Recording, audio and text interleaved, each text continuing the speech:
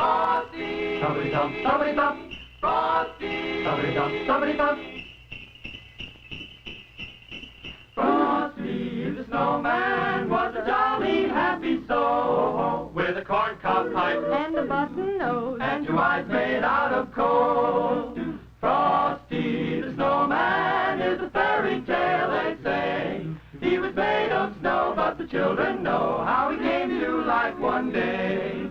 There must have been some magic in that old silk hat they found, for when they placed it on his head, he began to dance around. Oh, Frosty the snowman was alive as he could be, and the children say he can laugh and play just the same as you and me.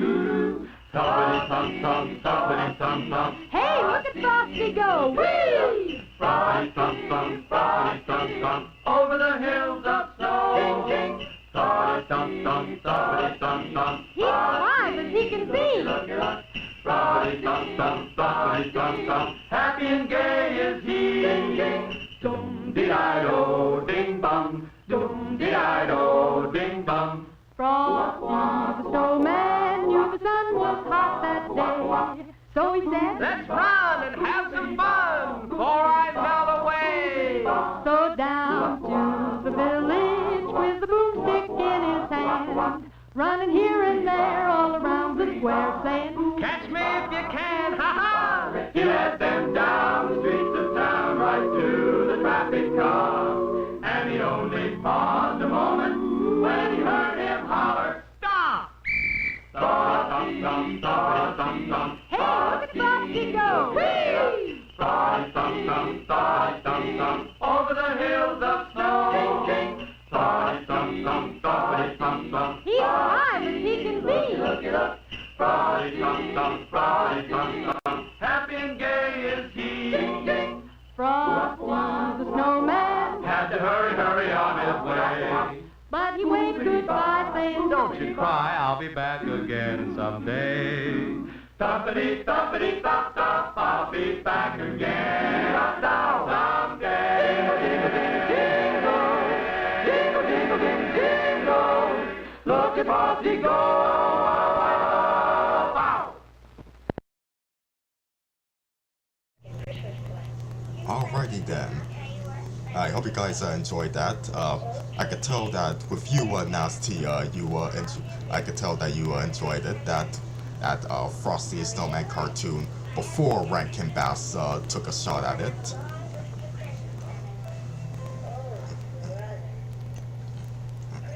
Yeah, okay, that's good.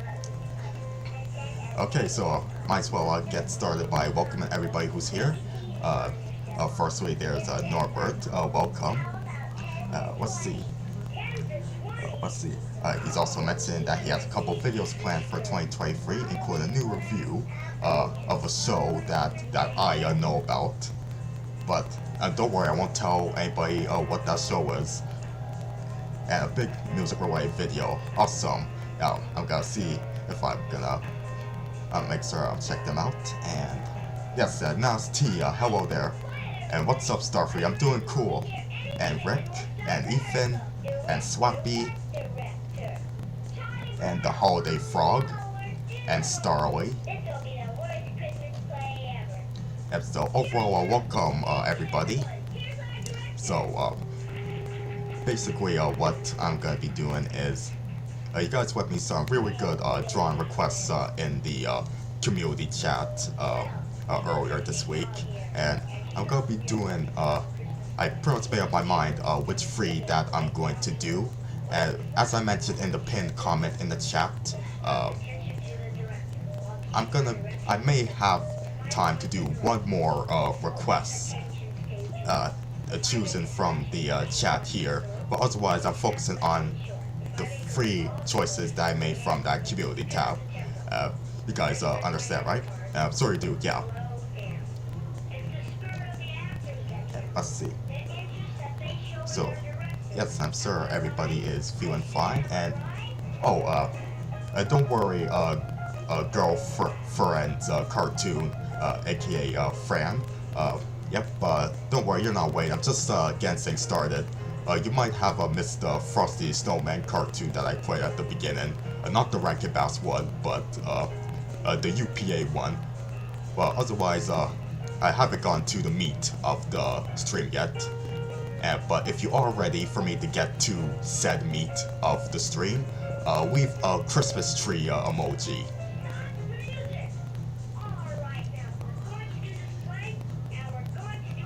Let's see.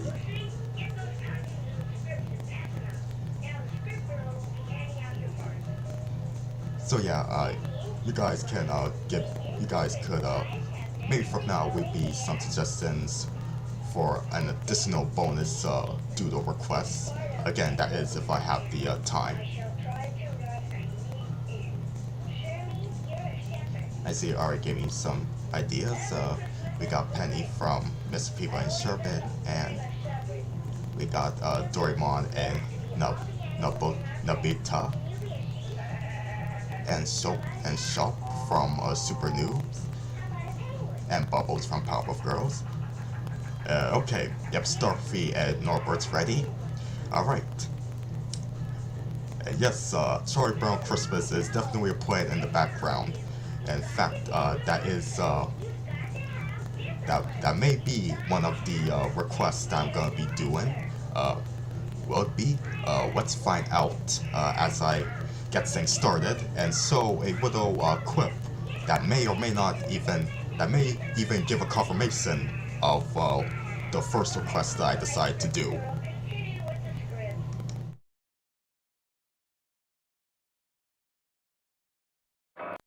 What's better than a holiday classic? Laces, everybody. A shiny new remastered version of a holiday classic. A Charlie Brown Christmas, Thursday at 8 on YTV. Yep, that's right. One of my subscribers, correct me if I get the name wrong, it might be, his name is Aiden. He requested for me to do a little drawing based on... Hang on.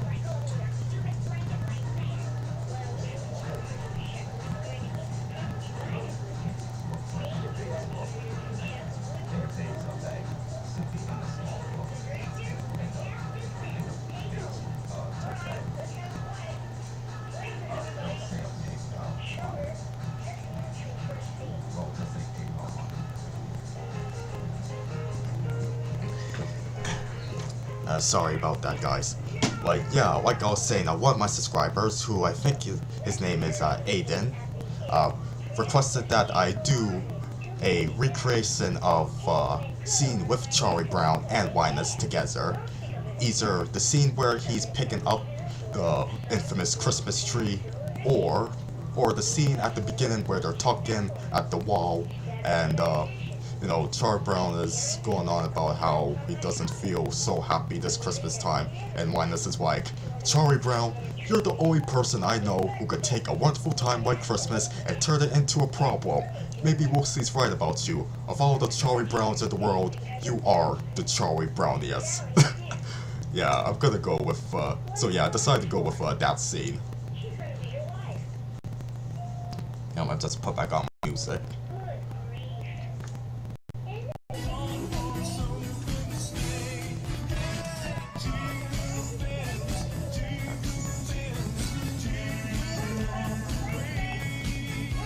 So yeah, so I'm gonna be just roughly sketching the scenes here. Starting with Chuck himself.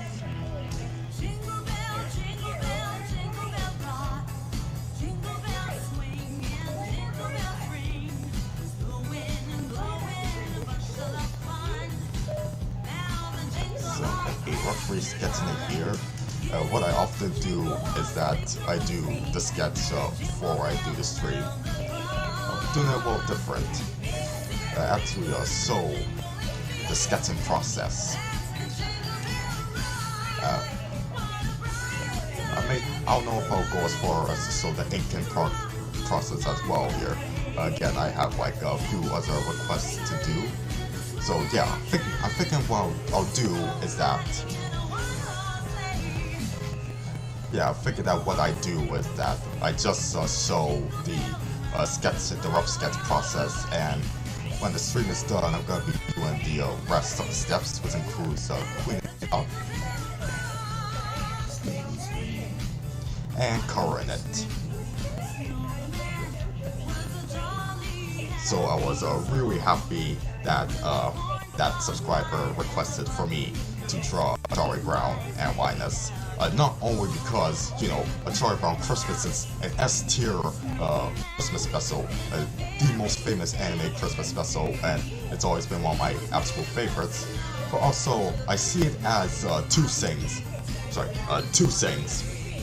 One, it's like a belated birthday gift for Charles Schultz, the creator of Peanuts, and also it could be considered a belated tribute to Peter Robbins, who was the original voice of Charlie Brown, who voiced him in this special, and also It's the Great Pumpkin Charlie Brown. So he's basically the voice of Charlie Brown, the most famous one.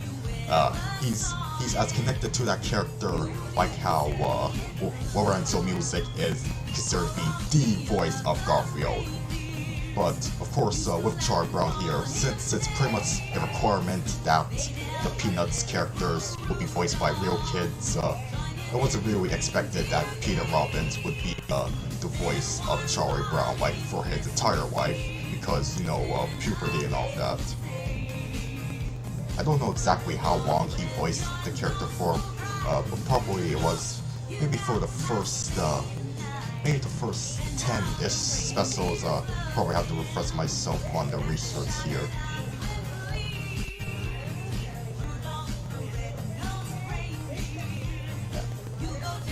Let's see some any comments. Girlfriend's Cartoons asking, what are my thoughts on the Pinky and the Brain Christmas special? I really do like it. Of course, I have it on DVD as part of the Volume 1 DVD set, and I really do like it, especially like with the ending scene, which is so emotional that even Rob Paulson and Maurice LaMarche, when they were voicing Pinky and the Brain in the booth, they actually ended up shedding tears. Like, the writing was really that powerful with the emotions it was trying to convey there.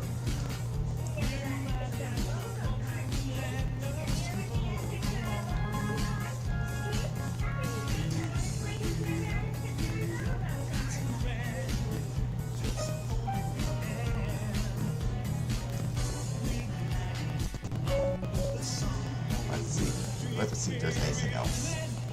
Nasty's point out that he's in America and he's been watching classic CN shows with Xmas episodes.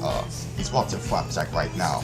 That's also, I myself have been watching Cartoon Network's YouTube live stream in which they were showing holiday episodes of both their more contemporary shows and their classic shows. Even just a couple days ago, I was watching several of the classic episodes, including at least one that I saw for the first time, which is, yeah, you did mention the Marvelous Misadventures of Flapjack, and yeah, that was the first time I saw its holiday special. It was pretty funny. Especially like one scene that I remember is with Captain Knuckles and Peppermint Patty. No, not Peppermint Patty. Peppermint Wary, the candy shop owner. They're just arguing, and it's censored with dolphin noises. You know, kind of like that infamous SpongeBob episode.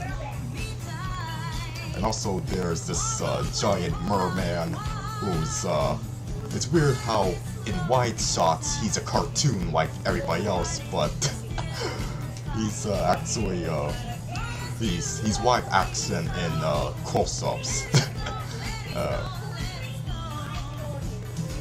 That's just the weirdness of Flapjack's animation style for you.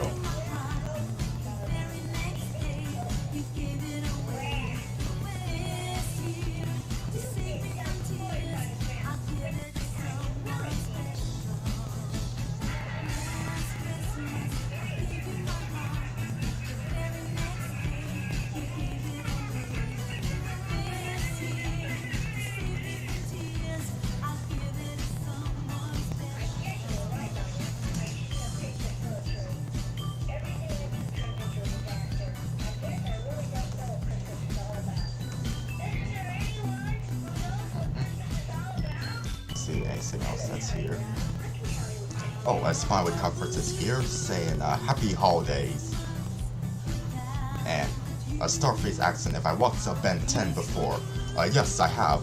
More specifically, of the several Ben 10 iterations, I watched the first series from 2005 and also Ben 10 Omniverse. Those are the two that I really pay attention to. I don't think I ever watched Ben 10 Alien Force, Ben 10 Ultimate Alien, and I may have seen only a glimpse of the 2016 reboot that everybody hates.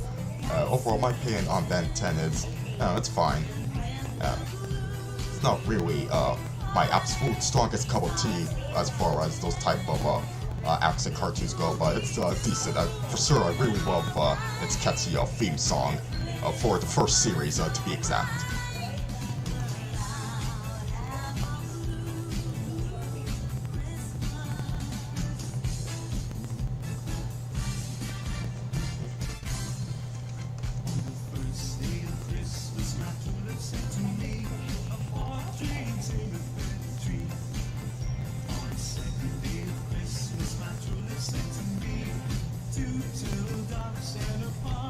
Just move Chuck down like this to make some room for Linus.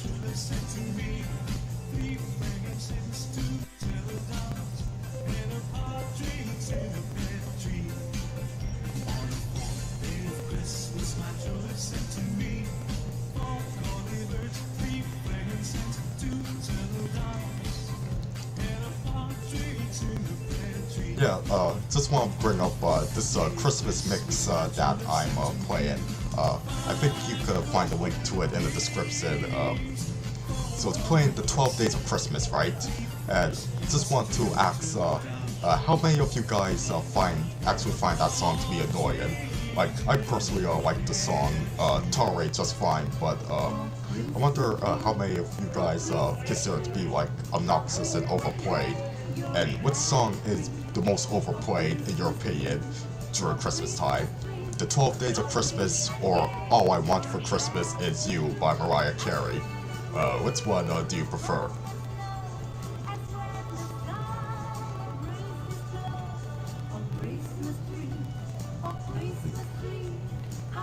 See if it's answering that. Oh, I see that a girlfriend's cartoon, or Fran, I think I'll just refer to as just Fran, it's mentioned that he uses Krita as well. Also, I can't recall if I, oh, what the hell, look at this. The nib to my tablet just fell off. Looks like I sort of changed it. Like, my tablet comes with more than one of these things, so probably just gonna have to be careful here. But yeah, it's cool that you use Krita, Fran. I can't remember if I saw you mention it before that you used it, but yeah, we're twins in terms of programs, art programs.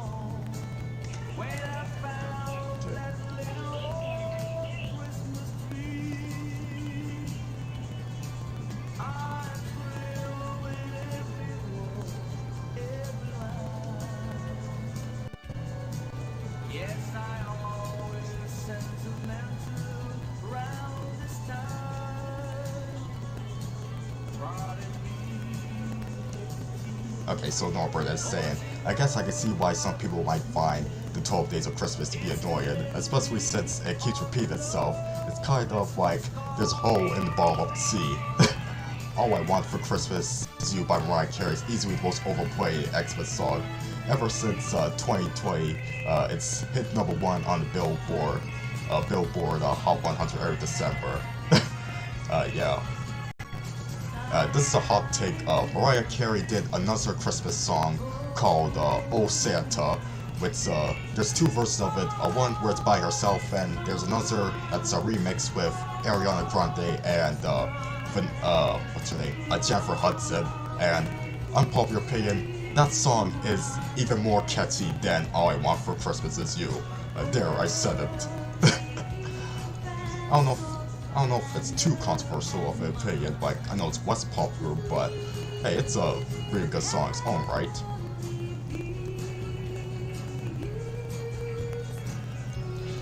Okay, so I'm done with Chuck, and I'll probably just add some bricks to the wall here. And once again, I'm gonna be doing more steps with the drawings after the stream. Just getting like the essentials done here with the bricks.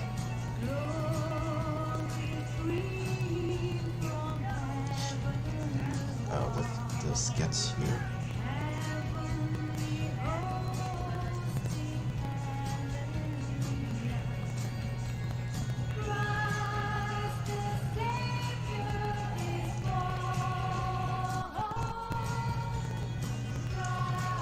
What's the Norbert's asking if I'm going to do another drawing request live stream. I likely will, like sometime in the future. To be honest, I don't know exactly when will be the next one. Maybe it'll be for New Year's. Maybe it'll be like sometime earlier into 2023. Just have to wait and see.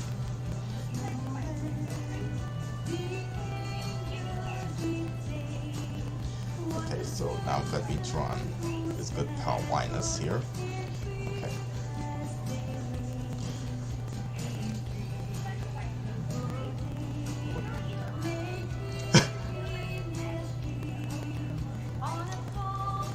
Okay, so right now what's playing in the background is the other Charlie Brown Christmas special, the one from the 90s. It's Christmas time again, Charlie Brown, and right now they're showing the scene with Charlie Brown trying to sell Christmas wreaths. Basically, the entire special is based on storylines from the comic strip. I think even one of the episodes of the Charlie Brown and Snoopy show was I heard this recently that one of the episodes of the Charlie Brown and Snoopy show uses one of the same plot lines from the comic strip that would also be adapted into It's Christmas Time Again, Charlie Brown. So this special here is a repeat of a comic strip storyline. But yeah, what I want to point out is the scene where Charlie Brown is trying to sell Christmas wreaths, and he's trying to sell it to Franklin, and Franklin's pointing out, "Don't you realize what you're doing? You're trying to add to the over-commercialization of Christmas." Yeah, what's I was saying to myself, yeah, Franklin's right. Charlie Brown's being a damn hypocrite, because like with the original 1965 Christmas special, it's about Charlie Brown not feeling so cool about the over-commercialization of the holidays. Even though you could argue that it kind of contradicts his words, his beliefs, like near the end when he picks one of the Christmas ornaments from Snoopy's doghouse, which Snoopy entered his doghouse into the Christmas decoration contest. So Charlie Brown takes one of the ornaments and he puts it on the tree. And of course, the tree droops, and he's like, "I killed it. Everything I touch gets ruined." That line, it reminds me of the episode of the Fairly OddParents, the one where Timmy's pet gerbil, who died when he went to summer camp, he comes back from the dead, and of course there's a subplot with Timmy's mom entering into a gardening contest, but she's not very good at it, and she complains that everything I touch dies. Yep. Just like, sort of like how Charlie Brown reacted when he thinks he killed the tree, but his friends were there to fix things, and we get that famous happy ending. But speaking of Fairly OddParents, can any of you guess what I'm drinking right now?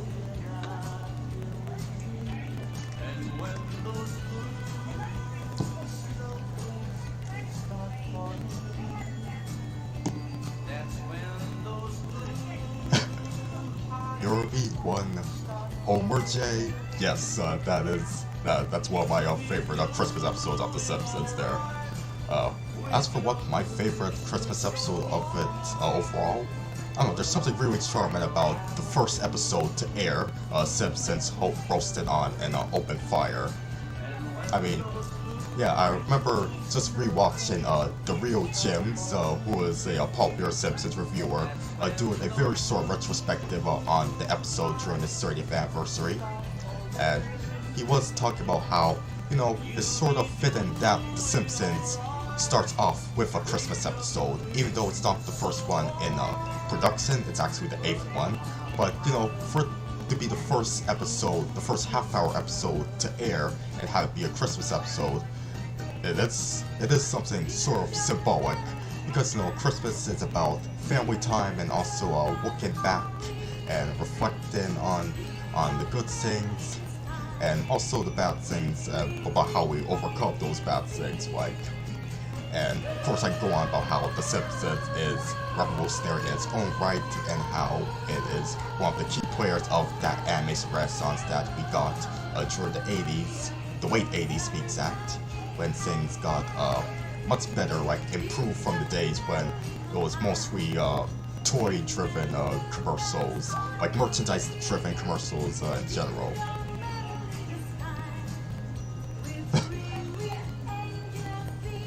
I noticed that Linus is sort of a thicker outline than Chuck. Oh well. I'll probably just do the rest of him like a little thinner. Here we go.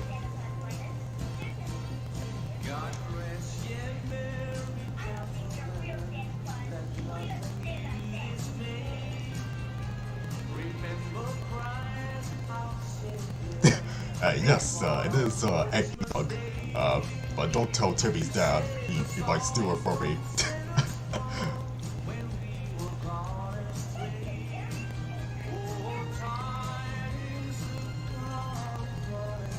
Let's see. Yes, and Albot 3000's mentioned Nogman, which is Timmy's dad's alter ego in the second Fairly OddParents Christmas episode, what's it called? Merry Christmas. You know, the one where Cosmo and Wanda are these magical weather carriers, and they give everybody in Dimsdale, well actually I think everybody in the world, a one-time free wish to wish for anything they want.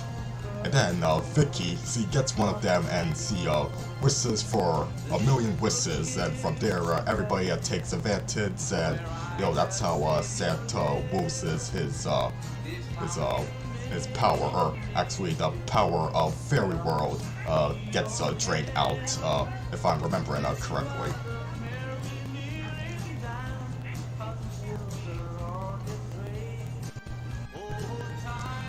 Let's see, and Fran is asking, what are my thoughts on Dexter versus Santa's Claus?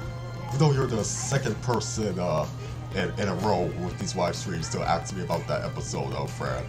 I think it was Vincent who asked me last time, but to briefly reiterate my opinions on it, I might have seen it in its entirety 5 years ago. I may be wrong, but most of my memories of it is watching like the quips and the overall ridiculousness of it, of how Dexter is trying to prove that Santa is not real and that the presents go down the chimney because of their appearance.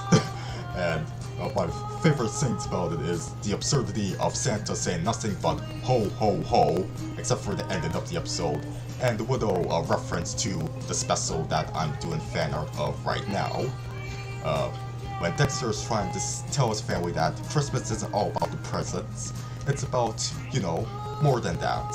More sentimental things, and then Dee Dee's like, you blockhead, that's not what Christmas is all about. And here's the one time where Santa doesn't say ho ho ho. He says that Christmas is all about the presents, but again, not really the best message, but at the same time, nothing to be taken too seriously. I think it's, I don't know, from that little I see, it's just found to be somewhat humorous.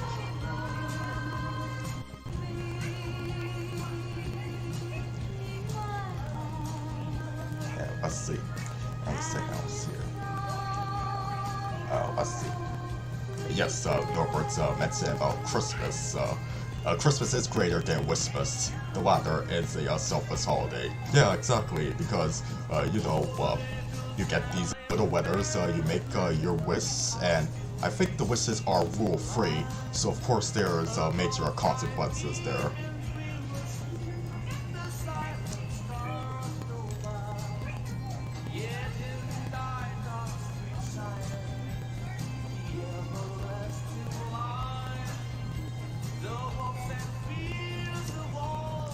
Okay, so I'm almost done with the sketch of Charlie Brown and Linus.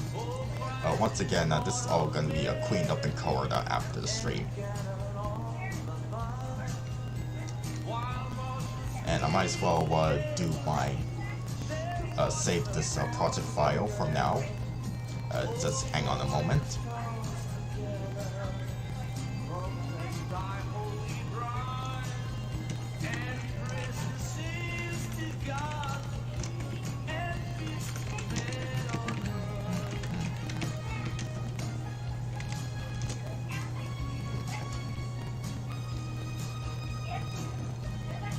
Let's see, it's saving.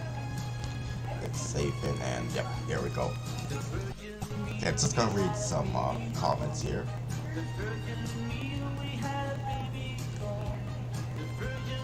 Oh, okay. So yes, Norbert is saying that if I do get a bonus doodle, if I do choose to do a bonus doodle, that I should draw a Buzz Wooey from VeggieTales. I might. But once again, it's not guaranteed. I'll be watching. I'll be going through like the other requests that we give during the chat here. So maybe or maybe not, I will draw. Excuse me, Buzz Wooey. And welcome, Jason. It's okay. It's okay. I understand you have your Christmas plans. So what I did, I just finished drawing Charlie Brown and Linus. And I have 2 more from the community tab that I'm going to be drawing. But if you have a suggestion for a bonus doodle that I might draw, if I have the time of course, feel free to leave it in the chat, Jason. Let's see if I'm missing anything else. Starfree saying that his favorite scene in the Peanuts universe is when Charlie Brown always fails to kick the football from Wolfsey. If I've seen that scene before, of course, the most notable times is in It's the Great Pumpkin, Charlie Brown, and also Charlie Brown Thanksgiving. And I think in one of the specials where Charlie Brown is invisible, he actually does manage to kick the football. So it's probably the one time he actually kicks the football in its entire life. Unless you count that one scene from Family Guy, where Peter forces Wolfsey to make sure that Charlie Brown kicks that damn football.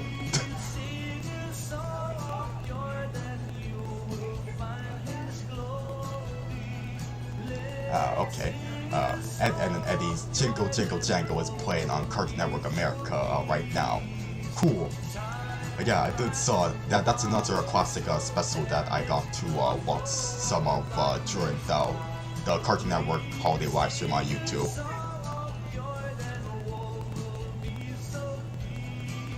Let's see if there's anything else that I missed.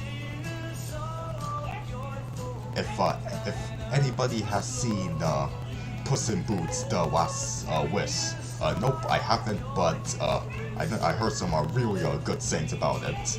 And how it's even better than the original Puss in Boots movie that came out 2011, and even the best Shrek movie since either the first or second one. Oh wait, and I see Kristen Frady's here, mentioning Rupert the Green-Nosed Reindeer. I guess that was one of his requests in the that he left in the community chat, in the community tab, I mean. Whether or not I will draw him, we'll just have to wait and see. We're still getting started here. And yes, of course I like Shrek Starfleet, especially the first 2 movies. Oh, and also like the Christmas special too, which I rewatched the other night on Netflix. Okay, I'm gonna be moving on to the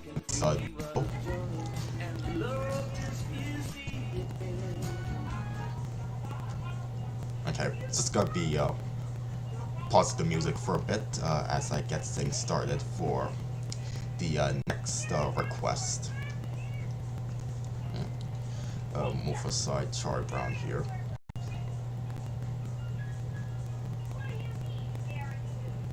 What's better than holiday classic? Cartoon Network's Holiday Rush. Lots of great shows. We've got so much all through the month. 6 nights a week. We've got premieres. Pump like a pig. Brand new cartoons like Stanley and Kim. Classic like Grinch. Not me, but him. So many shows. So much to see. All the kids. Don't forget me. All week long we're singing the song. We'll bring a new show to you. Won't you join us? Cartoon Network's Holiday Rush. Cartoon Network's Holiday Rush, starting Sunday at 7 on Cartoon Network. Cartoon Network's Holiday Rush. Lots of great shows. We've got so much all through the month. 6 nights a week. We've got premieres. Pump like a pig. Brand new cartoons like Stanley and Kim. Classic like Grinch. Not me, but him. So many shows. So much to see. All the kids. Don't forget me. All week long we're singing the song. We'll bring a new show to you. Won't you join us? Cartoon Network's Holiday Rush. Cartoon Network's Holiday Rush, starting Sunday at 7 on Cartoon Network. Oh, wrong window. Okay, so for the next doodle that I'm gonna be working on is actually your request, Fran, which is the red guy from Cow and Chicken, and I'm Weasel, dressed as Santa, and I'm making sure that I use a reference from the time when he actually was Santa, which is actually in a I don't know if you guys remember it, but it was a Shockwave Flash game from Cartoon Network's website, I believe through the early 2000s, called Christmas in July, which is it's basically well, what you think it is. It's sort of a game where I haven't played it in a while, so basically you just have to give the kids what they requested. I just realized one of the dolls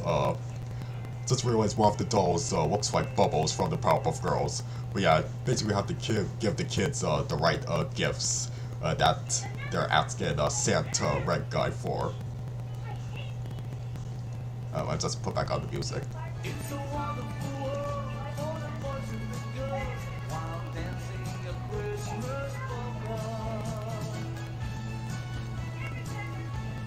Ooh, let's see. Okay, Jason has his idea for a bonus doodle. Maybe a Marcy Wu in her red suit from Amphibia, the episode New Workwood, with her top hat from that same episode being placed on Frosty the Snowman. To be honest, I don't know if I could maybe do both Anonymous Marcy. bought a cup of hot chocolate for you, DJ. Whoa, I just got a cup of hot chocolate from Anonymous. Thank you there. And yeah, you guys see my new and improved coffee work, right? With the Minions dancing, and I know you're a fan of the Minions too, Starfy, but yeah, I hope you enjoyed that little coffee work. But thank you, Anonymous, for buying me a cup of hot chocolate. I'm gonna drink it after I drink my eggnog.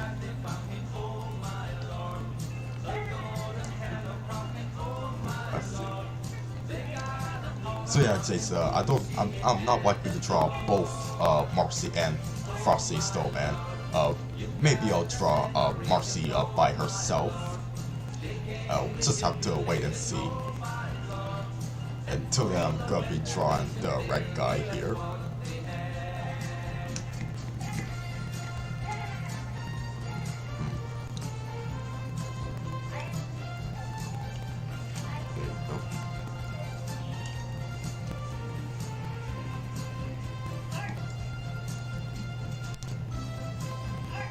So as far as I know, there isn't actually a real Christmas episode of Cow and Chicken, but there is at least one for I Am Weasel called Happy Baboon Holidays. And it's funny, I was thinking just remembering with the first Cartoon Network Christmas compilation called Cartoon Network Yuletide Follies. You might remember me talking about it in The Truth About Grim and Evil, Chapter 3. Just talking about how, just mentioning how there's one episode of Cow and Chicken in it, where Cow gets a dog or something, and it has absolutely nothing to do with Christmas. As far as I know, I don't even remember watching the episode myself, but it's very vaguely Christmas. The most Christmas that you could get with a plot like that is, you know, some kids would ask for a puppy for Christmas, just like bringing up Mariah Carey again, just like Mariah Carey in that animated movie that's based on her song "All I Want for Christmas Is You," which is from and this was from the same guy who created Mofil Mysteries. If Sophie was here, she might already know, or even be surprised that it was from that same director.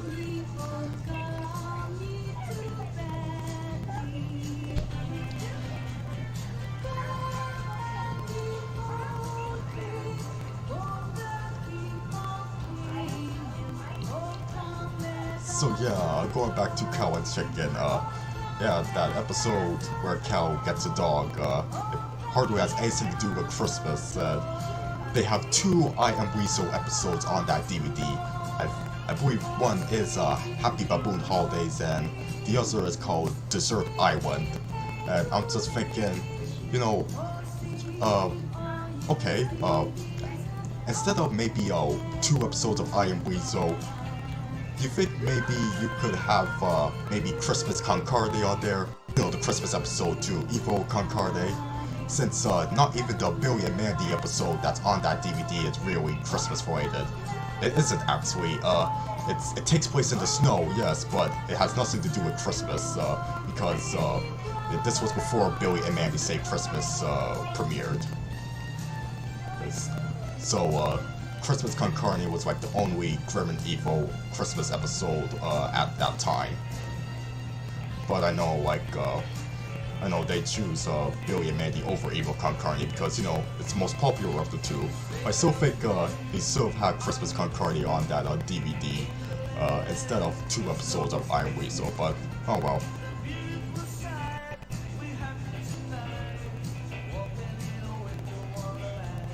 Let's see if there's anything else I missed. If I remember the Batman the Anime Series Christmas special, no, I haven't. I don't think I even seen it. But maybe I'll check it out. You know, as particularly for the purposes of remembering Kevin Conroy, who unfortunately passed away last month, I believe. Even as someone who's like casually into the DC animated properties, I do definitely recognize him as the voice of Batman. Again, similar to how Lorenzo Music is the voice of Garfield, and how Peter Robbins is the most famous voice of Charlie Brown.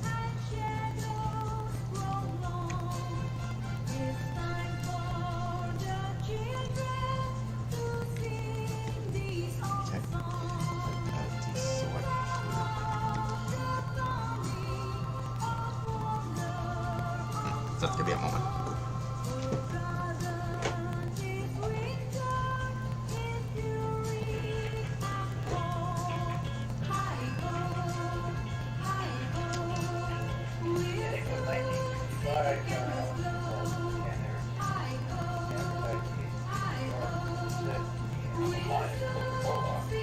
Anything else here?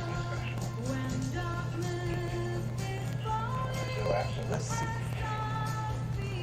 Our friends point out that in Yoo-Hoo and Friends, there's a Santa voiced by Feiss, David Feiss, the creator of Cow and Chicken and I Am Weasel, and I know he was the creator of Yoo-Hoo and Friends too, that series. I haven't seen it for myself. I only saw like maybe the theme song and some screenshots of it, and if there are definitely characters in it that scream David Feiss with the designs.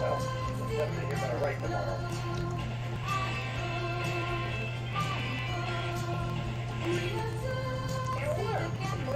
is just planted around. We've got to have some cooperation.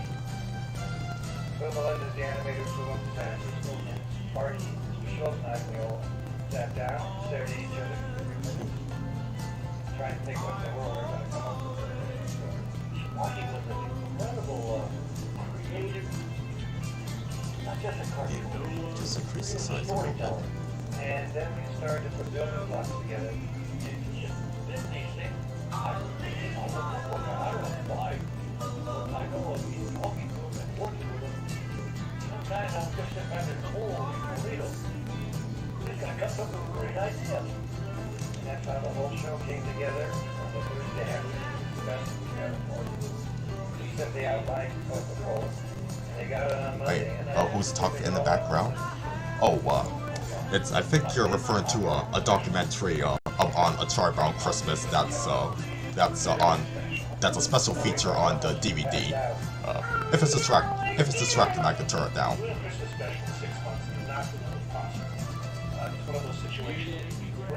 Jason's saying that if I'm unable to do the if I'm unable to do the doodle idea right now, then he will do it as a commission. Well, currently my commissions are closed for the holiday season. They're opening back on January 7th, 2023. So of course that will be after the holidays. So if you still want me to do a drawing of Marcy, then I'll definitely want to do that for you, Jason. So make sure you keep that in mind. When he drew the comic strips, Sparky wanted to be authentic in everything he did because he felt. If I see Popeye's Season's greetings, I don't think I did. But if we're talking about Fleischer cartoons, I definitely have seen the one called Christmas Time comes once a year. It's one where Grampy, who's this old man who Betty Boop sees sometimes, he goes to an orphanage and he cheers up some kids on Christmas. The kids get a bunch of broken up Christmas toys at first, but then Grampy comes to town and he whips up their spirits, giving them a sparkly new Christmas tree in the process. And that Christmas tree happened to be it's sort of live action. It's a sort of live action, like before Disney was popularizing the multi-point camera. The Fleischer Brothers, they had this technique in which they will film three-dimensional sets for camera pans and for rotating, moving certain objects. It's almost like a stop motion and have the cell animation be composited over that 3D background footage. Sort of advanced for its time. That's the type of stuff that you'd be able to do with programs like After Effects and Blender and Toon Boom, software like that.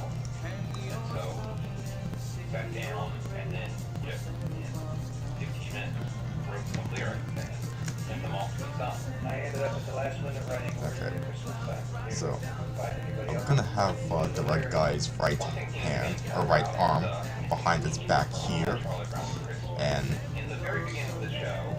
then I'm gonna have his finger point out like this, and basically what the right guy is saying here is, you better be nice, or else I'm going to put a big lump of coal in your stocking. I can't really do the right guy's voice. Like, only Charlie Adler could go to those extreme lengths of Harry. That's why he's one of the best voice actors that was around like during the 90s. Cow Chicken, the red guy, easily among his best roles. But also Ickis from Our Real Monsters is kind of underrated. What is more unique sound in portrayals at that, has a special type of neurotic personality. We wanted Charlie Brown to have kind of a very blah voice.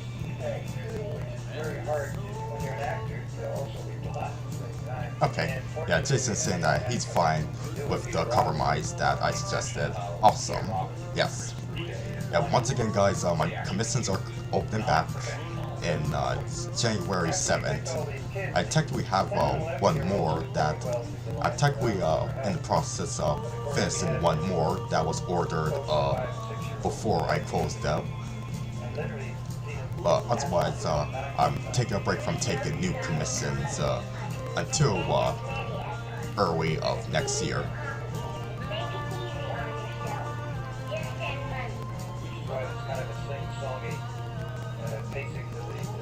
So yeah, here's the red guy saying, "You better watch out. You better not cry. You better not pout, because I'll tell you why. I'm coming to town." Again, I can't really yell at the top of my lungs like how Charlie Adler would. I just filled in just to have the sound. Well, actually, Bill, that sounds pretty good. Have you? Why? Nobody else do it. It's already done. We'll use it. So that's the way it works out. Bill and Martin Schultz had worked with him before doing advertisements for the Ford Falcon starring Christina. Oh, a friend is asking, guess which Disney cartoon that David Feiss worked on once? Is it, Bonkers? Yeah, that's my guess. I'm guessing if it's Bonkers. Starway saying, "Cause I'm telling you why." Yes, Santa Claus, a rapper, Santa, red guy, is coming to town. Of course with him, the good thing, him being all red, he doesn't need to wear much as far as a Santa costume goes. Just needs a hat and a cheap looking beard. Otherwise, he's naked as always. Thinking about, making this supposedly inadequate character drawing suddenly become animatable.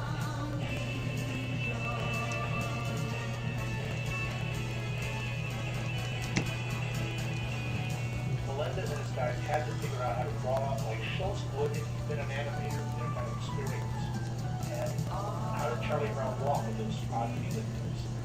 They had to figure out how that hairline in his profile full face. It doesn't work that way. What did I do? Nope, that's the wrong shortcut. Okay, let me try this again. Just change the angle of its right arm here. How to make the comics or pop out with animation. So, I didn't want to destroy that at all. I thought it was a very whimsical treatment of this magic of Christmas and everything. Isn't there anyone who knows what Christmas is all about? Sure, Charlie Brown. I can tell you what Christmas is all about. And everything's going along very smoothly now. It's Sparky said it. We're going to have Lion Street go back. I thought it was a very, dangerous place to go. Especially not knowing anything about it. And I didn't like being involved. Yes. Oh, it's actually Dave the Barbarian. Oh yeah, I may be wrong, but I think I might have seen somewhere that mentions that David Feiss worked on Dave the Barbarian. Okay, so I completely misremembered. Thank you for pointing that out, Fran. And yeah, when I think about the character designs in Dave the Barbarian, they do share some similarities to David Feiss's own cartoons. Man, Disney Plus needs to add that show ASAP, man. Like, apparently it's on Disney Plus somewhere overseas. I think you mentioned it before, Jason, that Dave the Barbarian is on the international version of Disney Plus. So please correct me on which one it is.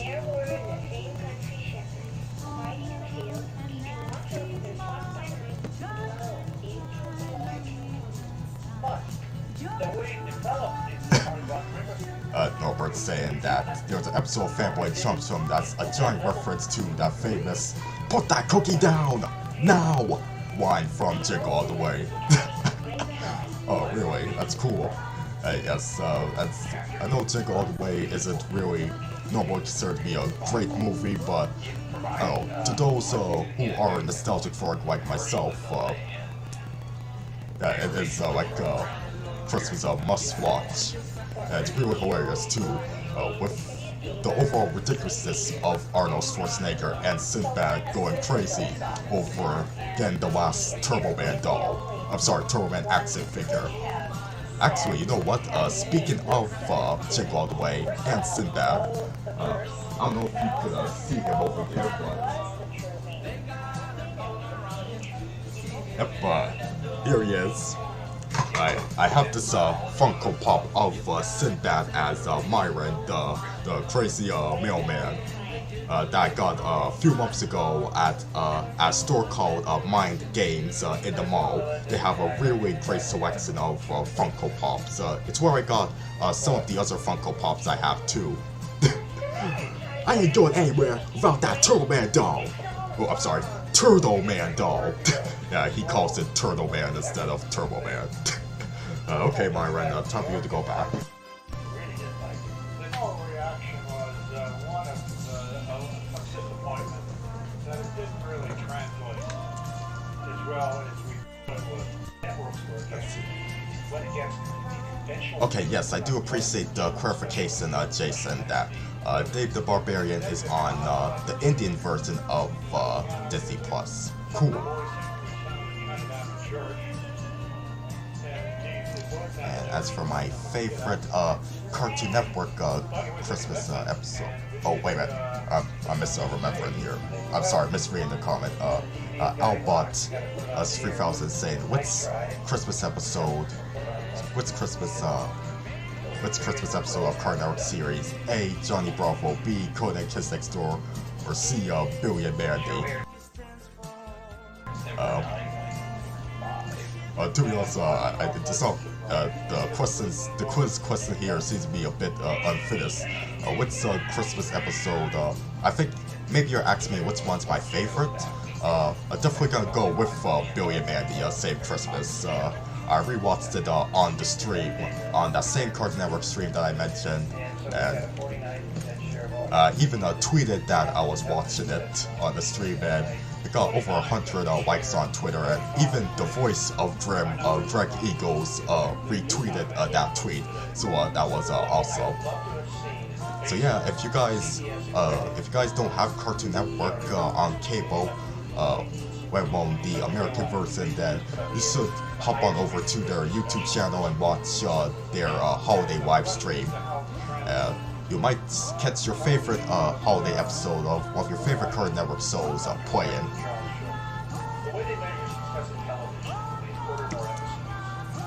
So I'm basically done with the red guy here. I'm going to just save it.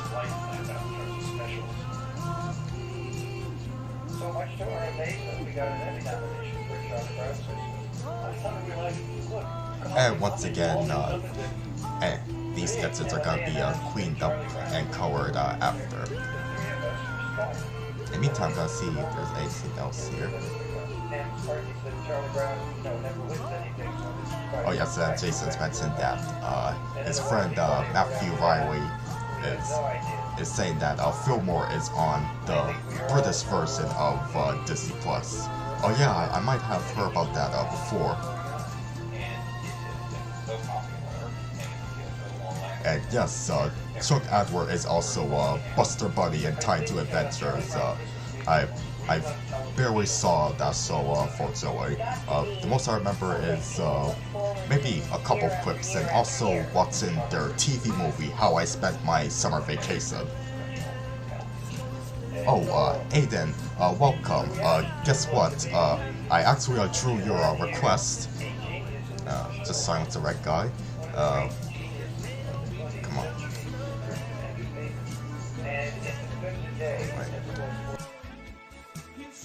Sorry. Yep, I drew your request for Charlie Brown and Linus. I hope you appreciate it. Gonna be finishing up after the stream, along with the request for the red guy here. I hope you like this sketch, Fran.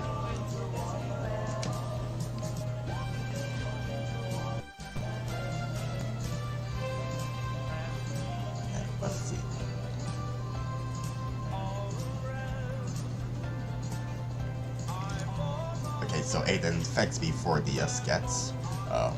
You're absolutely welcome. And now T is asking if I could draw Cindy Woohoo from Illuminations, The Great.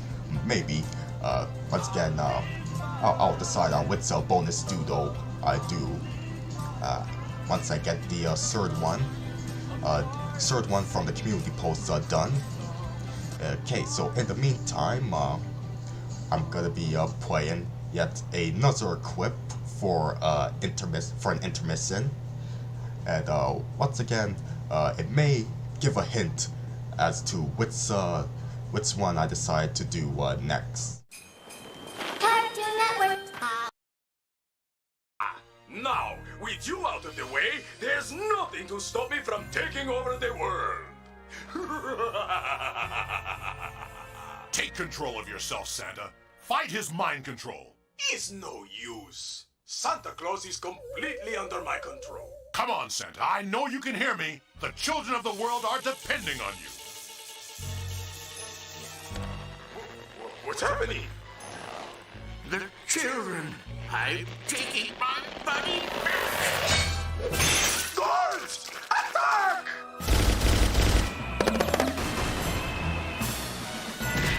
Fall back to the ship! We've got to deliver the toys to the children!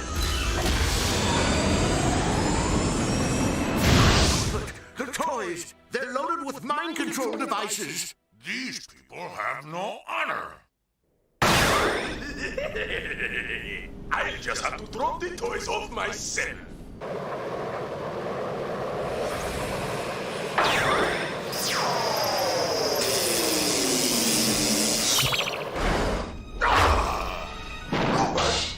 Guards! Stop him!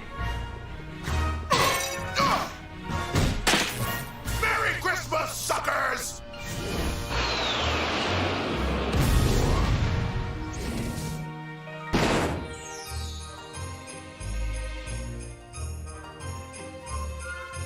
Rupert, with your muscles and might, won't you guide my sleigh tonight? It will be my honor.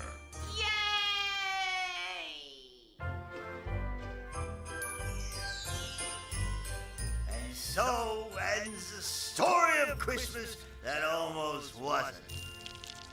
So what happened to Hector?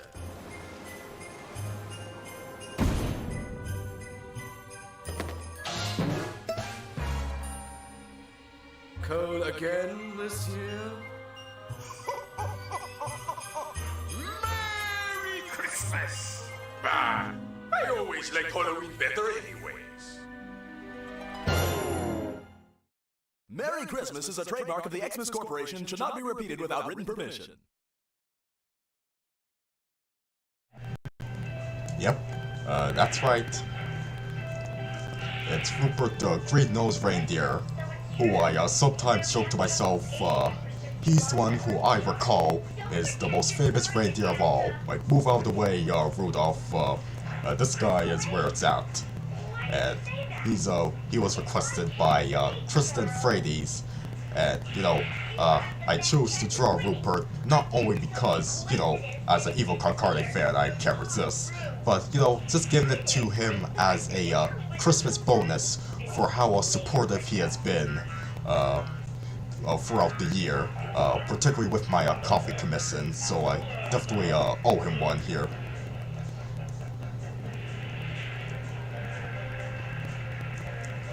Oh, let me put back on the music. Oh wait, before I do, just want to mention that if you guys are enjoying this stream so far, if you haven't already, please make sure you hit the like button. And in case any of you who's tuning in is not subscribed yet, make sure you do hit the subscribe button, because I'm almost at 5,000 subscribers. I cannot wait. I'm sure I'm gonna be reaching up to that goal once by the time the new year arrives.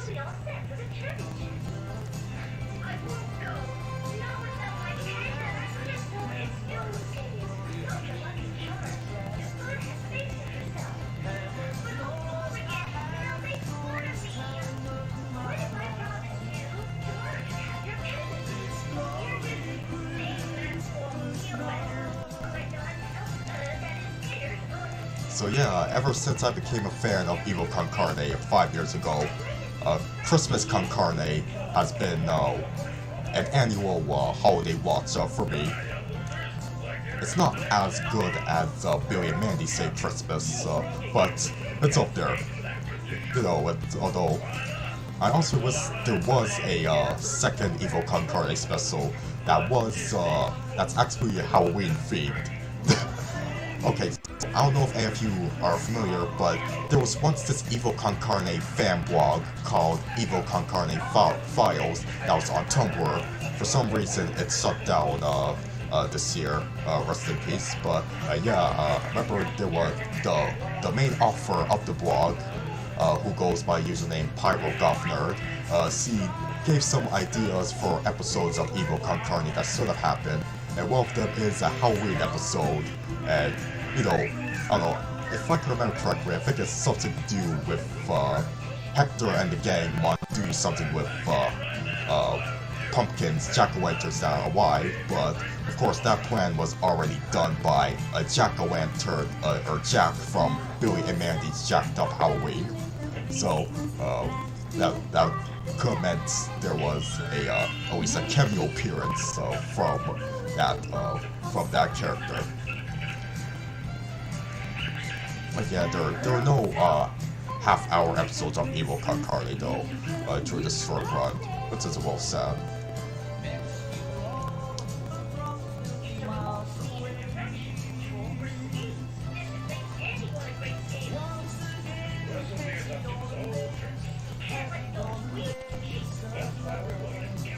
Red nose, or like green nose. Whoa, it is true. You may recall Rupert the Green-Nosed Reindeer Berry, but how about Randolph the Red-Nosed Seahorse? That's from SpongeBob, alright? Let's see what else. Jason's also saying that Boomerang has been airing some vintage Hanna-Barbera specials, including Flintstone's Christmas Carol and Casper's Haunted Christmas, and also Christmas episodes of K&D, Foster's Home for Imaginary Friends, and they're gonna be on a 12-hour loop 4 times for Christmas Eve and Christmas Day. That's cool. I don't remember the episode or the Casper Christmas special, but I do like a Flintstones Christmas Carol. It's one of my favorites adaptations of the story. Of course, it's not up there with Mickey's Christmas Carol or the Muppet Christmas Carol, but I don't know, it's charming in its own Flintstone way, and it is nice. It is interesting how the story of Scrooge also matches the way Fred is acting, like him acting selfless and neglectful, like he even forgets his own baby daughter, Pebbles, at daycare. So Wilma was understandably upset throughout the entire special, but at the same time, she even how can I put? She even like laughs it out at him, like it even projects her anger towards Fred, like even when she was in the play with him. Like Wilma takes on several roles in the play because several of the cast and crew members, they get sick with I think it's called the bedrock bug, so Wilma has to fill in as the actress for a couple of the characters, and also to do like the costumes, if I remember correctly. But yeah, I do really like Flintstones Christmas Carol. Oh, and of course, I can't just mention that Floyd Dolben worked on it as a storyboard artist. He's always awesome.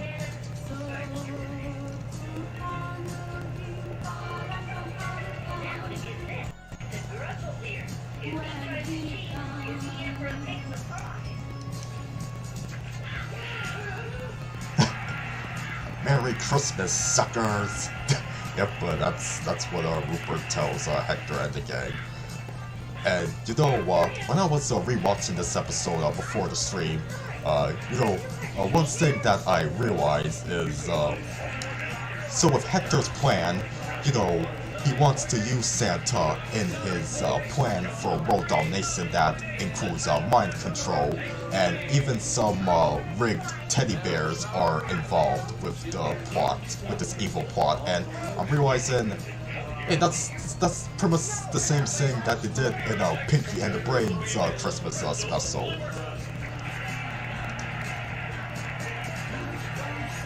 Well, you know what they say.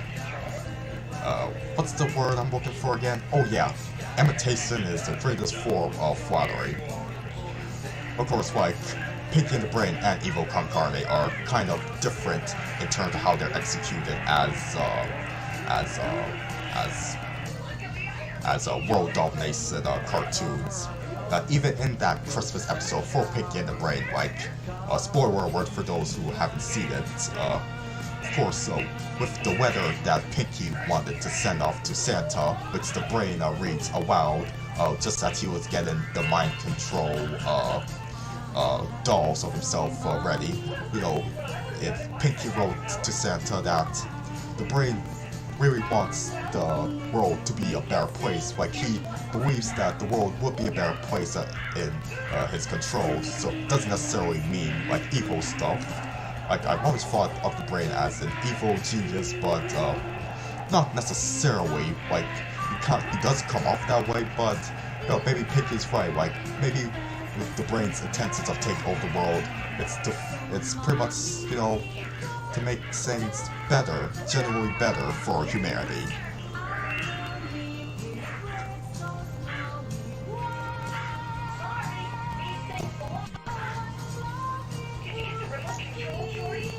Let's see. The only bad part, Jason's saying, the only bad part of either Maxwell Adams Christmas special is that it's pretty obvious that Frank Welker Santa is not the same as Gilbert Gottfried's Santa. Yeah, I know, there is that weird inconsistency. Like, Billy and Mandy has made it explicitly clear that it and Evil Con Carne take place in the same universe. They even have Abraham Lincoln as their president. But there's two different Santas. It kind of reminds me of how in Family Guy and American Dad, I don't know how much you guys are aware of this, but like, they're both created by Steph MacFarlane, right? And they take place in the same universe as well, but each has a different version of God. Like, we have the God in Family Guy, who is sort of a recurring character, and I see God portrayed in American Dad as well, at least in a calendar, and he is a different design from the Family Guy God.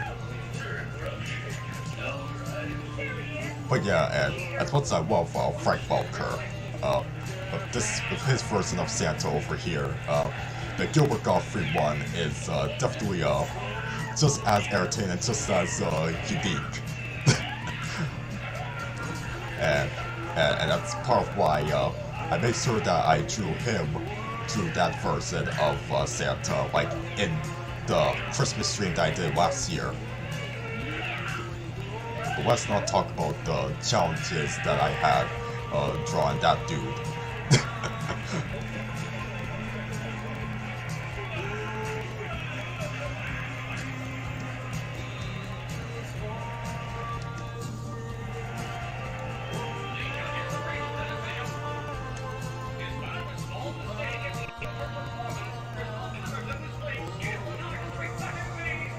So in the Driven Evil universe, they went from one Aladdin cast member to another with Santa.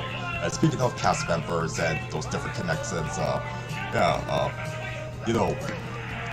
you may not know this, but with Rupert the Green-Nosed Reindeer, he's voiced by Michael Dorn, who us Cartoon Network fans remember him best as the voice of I Am Weasel. And so it's funny that I draw him, and that I also draw the red guy, who, of course, is in I Am Weasel as well, voiced by Charlie Adler, who also voices IR Baboon on that show. And even in Christmas Con Carne, Charlie Adler is the voice of the snowman narrator, who acts who sort of acts in the same role as Burl Ives in Rudolph the Red-Nosed Reindeer in the classic Rankin Bass special.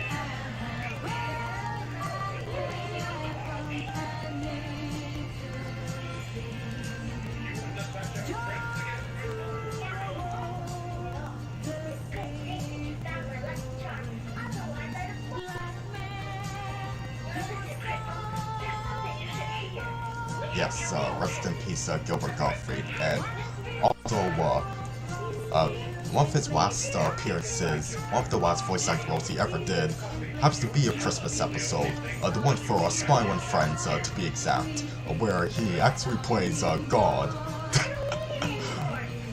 It's as weird and hilarious as him playing Santa Claus, but you know, it's just sort of a good way to for him to end his career on, even if it was unintentional, of course.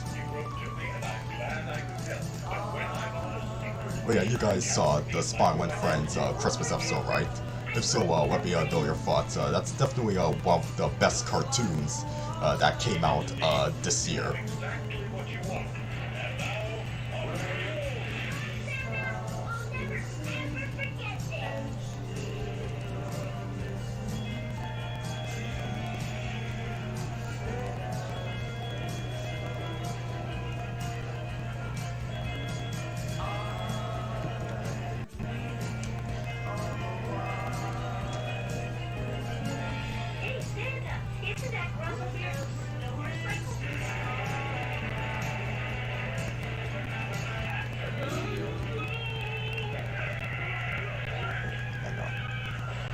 Oh.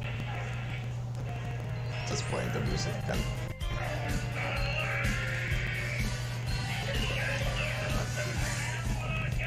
Let's see if there's anything else that I missed.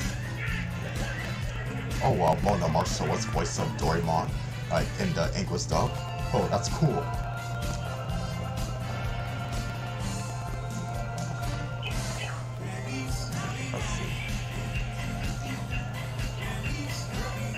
Oh, I guess Starway, I have seen the Delightful Children from Down the Way in the episode to codename Kids Next Door. And let's say, if I remember correctly, yeah, they do disguise themselves as our main 5 heroes. And of course, the Delightful Children, of course, being the sociopathic creatures they are, they insist that they have been good this year, when obviously they have not been.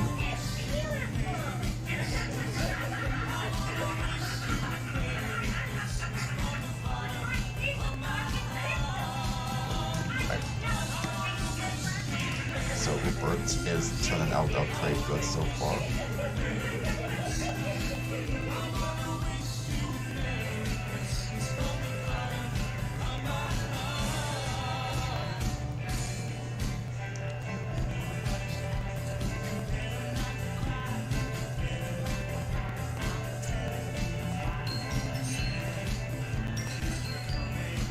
Oh yeah, I just want to mention, in the background that's playing is The Secret World of Santa Claus. You know, all this talk about Santa Claus, and I failed to mention that, yeah, this obscure French-Canadian cartoon called The Secret World of Santa Claus. I recorded several episodes of it on VHS.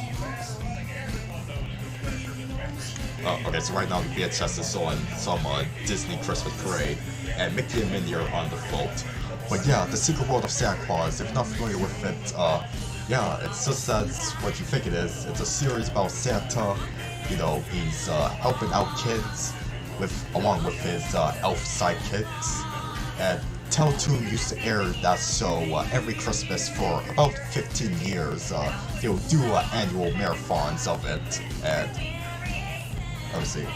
I don't know if you're still here, Norbert, but maybe you remember that Teletoon would air The Secret World of Santa Claus every year up until 2011 or 2015, or sorry, 2012. No, actually, I think 2011 might have been the last time they did a marathon of it, or 2012. But yeah, it used to be a tradition for them to air marathons of the Secret World of Santa Claus. And part of the reason why I recorded several episodes of it on VHS is, you know, I was afraid that might be a lost soul, that I might not be able to find it online. But fortunately, I believe it has been uploaded offline. Online, I mean. Even through official channels. I may be wrong. But yeah, the Secret World of Santa Claus is a pretty nostalgic show. Mostly because, yeah, it was around every Christmas on Teletoon for many years. Otherwise, the series itself, it's not that great, but it's cute.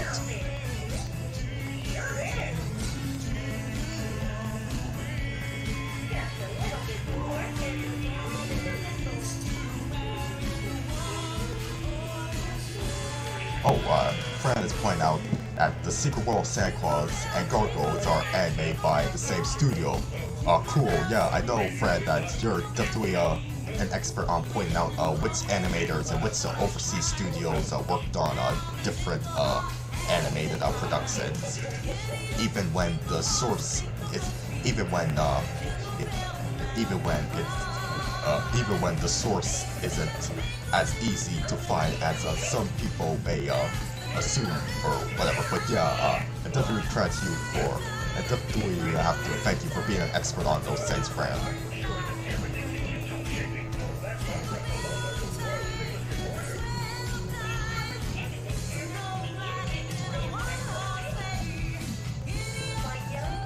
There we go.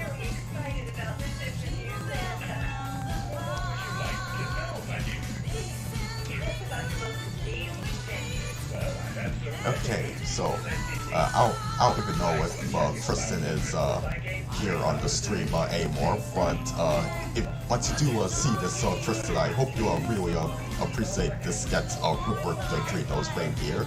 And once again, I must thank you for the support, the dedicated support that you've been giving me throughout this year. And Dr. Jazzman, what's up, man? If you have a request for an extra doodle, please leave it in the comments. I'm essentially done with Rupert here. I'm done sketching them, to be exact.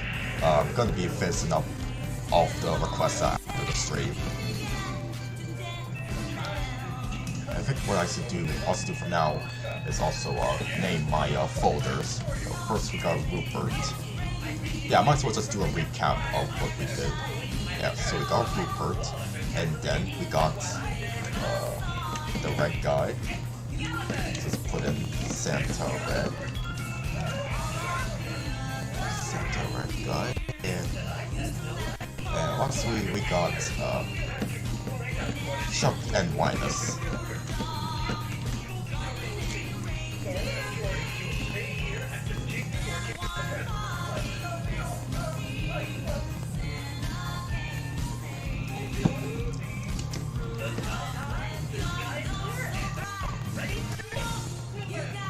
Okay.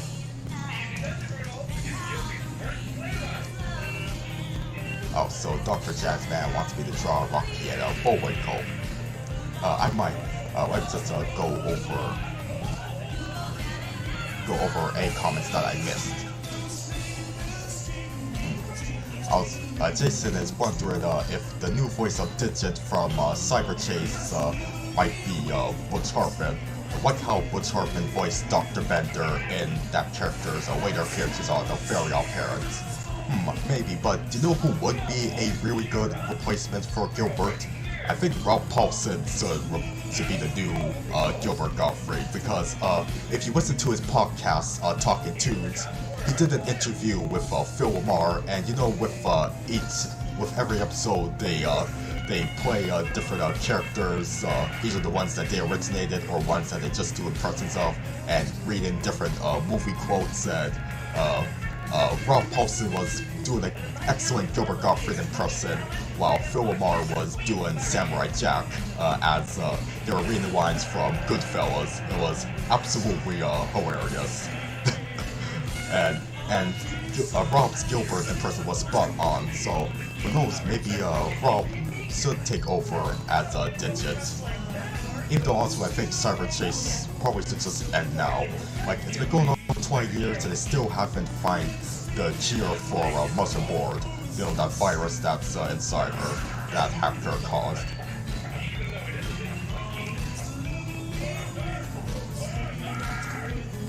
Okay, you're giving me some really good requests here. Okay, but remember, I'm just doing one. So, yeah, so both Ethan and Norbert are acting for Buzz Wooey, and Nas T is acting for Cindy Woo Hoo. And let's see, and Starfleet's been asking for Sin Chan and Doraemon.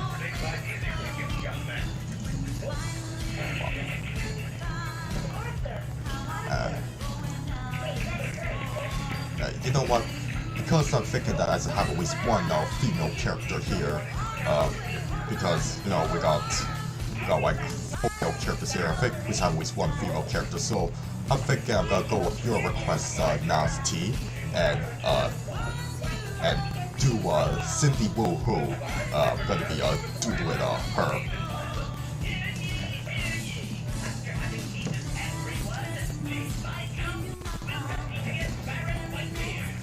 So yes, as I set things up with like getting a reference of Cindy Woo, while we take another intermission.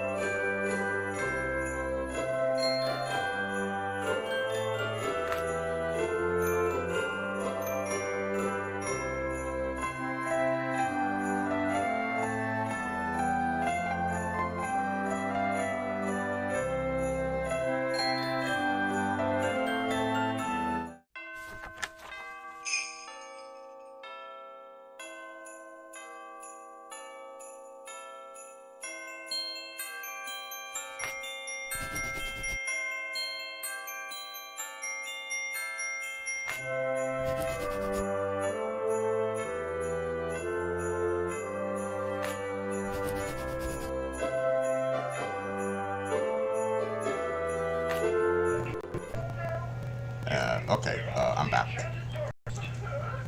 They tell me it's really terrifying. The trees are said to be dangerous.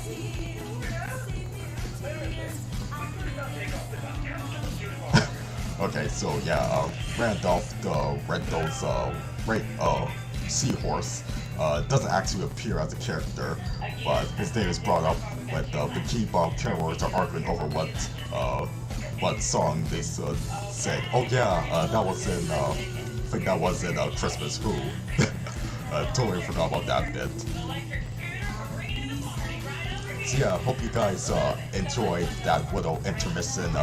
It was actually you guys, some of you may remember the Doodle requests that I did 2 years ago around that same time. Around this same time.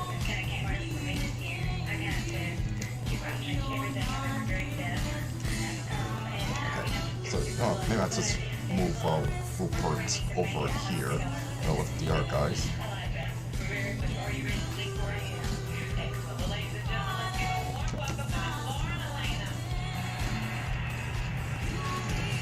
There you go.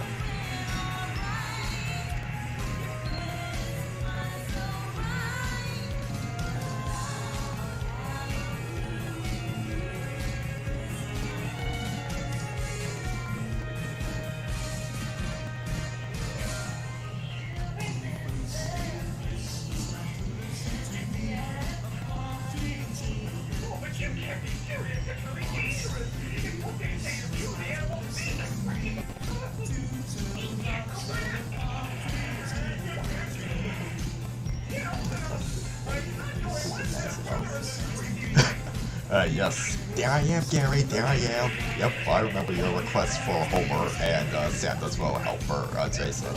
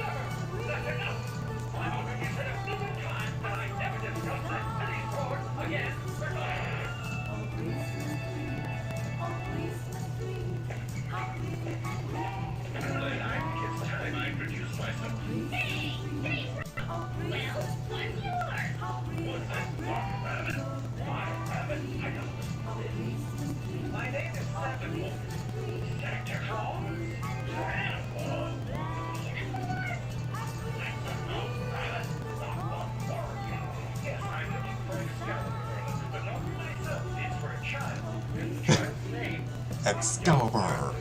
Yeah, so one of the episodes of Santa Claus, or Secret World of Santa Claus that's playing is, apparently a wizard wants the sword of King Arthur called Excalibur. Of course, I'm just remembering the evil Con Carne episode, Hector, King of the Britons, where they go off to try and get Excalibur from the Lady of the Lake. And in case you haven't seen it yet, you should definitely watch that video that I uploaded last month with Phil Lamar on Rob Paulson's podcast. It's not the same episode that I mentioned earlier where they're reciting lines from Goodfellas. It's actually from the audio-only version of the podcast that Rob had 10 years ago. And I used clips of... I saw clips of when Phil was talking about Hector, King of the Britons, and how the episode was largely because of Frank Welker, even though he largely went uncredited for his contributions to the writing of the episode. So yeah, definitely check that out on my channel over here.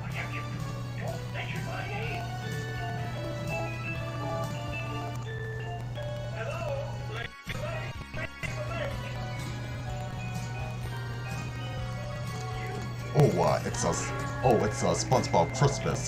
That's where Randolph the Red-Nosed Seahorse was mentioned. Okay, thank you, Jason. It was when the townsfolk was affected by that Jerktonium fruitcake. Let's see if I'm able to rewatch the It's a SpongeBob Christmas. So has anybody seen the newer SpongeBob Christmas episode that premiered last year, where SpongeBob, Patrick, and Plankton are going up to the North Pole? I thought it was pretty good. It's certainly a great example of the cartoony animation that SpongeBob has been in love with for the past couple of seasons. I really like the designs of the elves as well. I believe I'm following I am following one of the character designers on Twitter who was responsible for those elf character designs. Chris something or another, I can't remember his last name. But easily the most memorable thing about that new SpongeBob Christmas episode was Patsy the Pirate appearing in 2D cartoon form. We saw him before in stop-motion form, playing the mailman from Santa Claus Has Come to Town, that sort of role. But in this one, he's 2D animated when SpongeBob and his pals are in California, in Encino to be exact, when they landed in the wrong North Pole.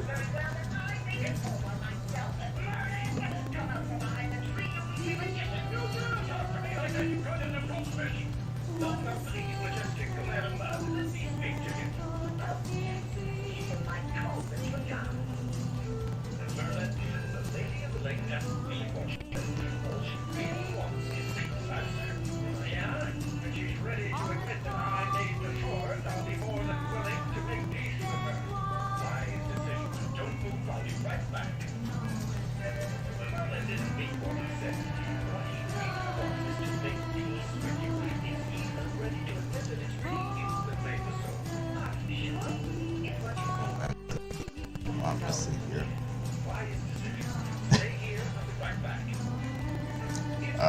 And yes, I am excited. Well, I was a little bit excited, or mildly excited, but yeah, I am open-minded about the Super Mario Brothers movie that's coming out soon.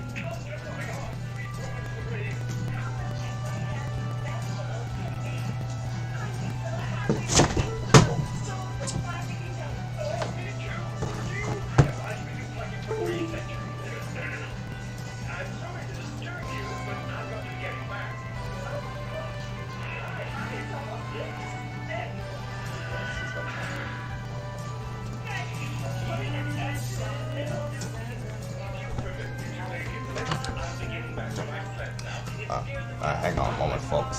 Sorry about that.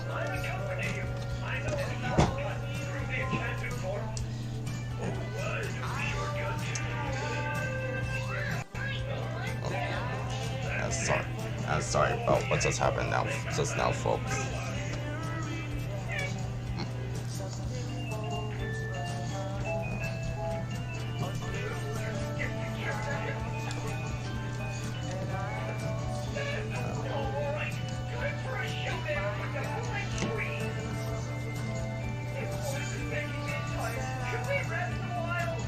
Like what I was saying, yeah, I am pretty open-minded about the Super Mario Bros. Movie that based on the trailers that I saw.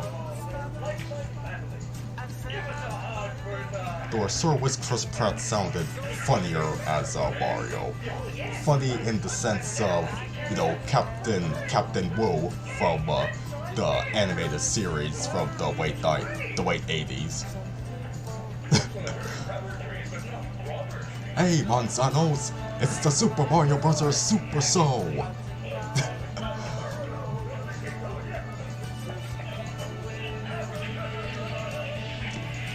Okay, so just to say some words about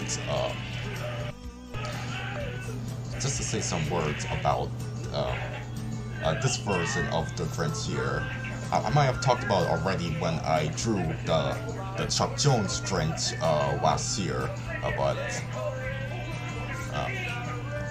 my opinions on the Illumination movie of the Grinch is, I don't know if I say it's better or worse than like the live action movie with Jim Carrey, but it's pretty much almost on the same levels as mid, which seems to be one of the favorite words of the kid nowadays when something's mediocre, mid, as compared to the original animated special.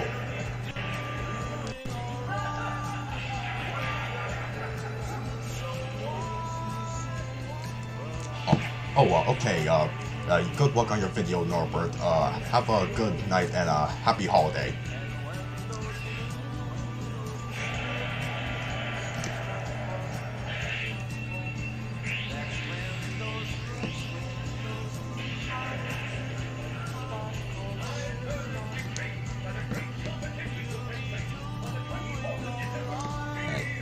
You know what I was thinking maybe I actually do one more drawing request. If you guys are up to it, after I sketch Cindy Wu, I do yet another sketch from one of you guys.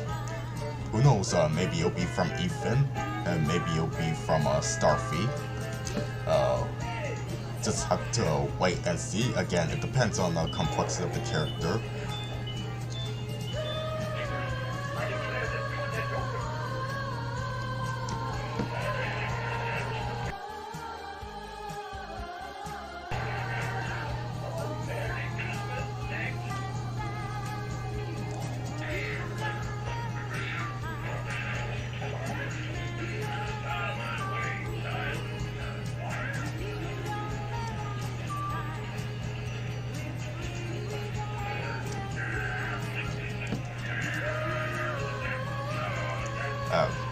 is saying, to be brutally honest with you all, I have nothing against Illumination. I generally like all of their movies. I love the Despicable Me franchise and Sing. Yeah, I like most of their movies too. Like, the one movie that I think kind of deserves the negative reception is Hop, which is, Hop is basically a Bug's wife of Illumination. But unlike a Bug's Wife for Pixar, which is actually good, Hop, it's okay, but it's definitely a weird outlier in the canon of the studio's films, because Hop is their second film after Despicable Me, which of course was instantly a huge hit. But then Hop came out as Illumination's second film, and the response was pretty lukewarm at best. And then it'll be replaced by, and then it'll be succeeded by their adaptation of Dr. Seuss's The Lorax, which isn't really beloved that much either, aside from meme culture, internet culture, but it was definitely more successful than Hop. And then we got second Despicable Me movie, which was even more successful, and then we got the Minions prequel movie. So yeah, Hop was faded to obscurity. So like how A Bug's Wife just is not as talked about, like how Toy Story, the Toy Story franchise, and Monsters Inc. and Finding Nemo are talked about as far as the Pixar films go.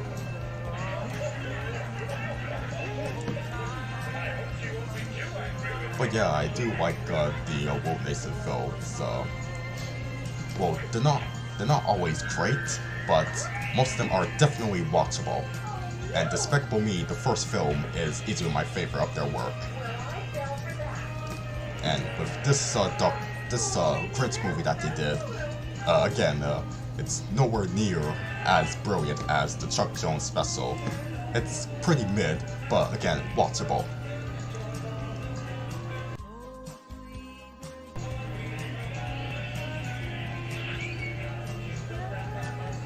Let's see. Oh, Daniel's phone is crashed and rebooted. Okay. Oh, I just realized Puss Boo's here. Hey, welcome. You know what? I was just saying to the guys that I might do another bonus Doodle. So you can stick around for that.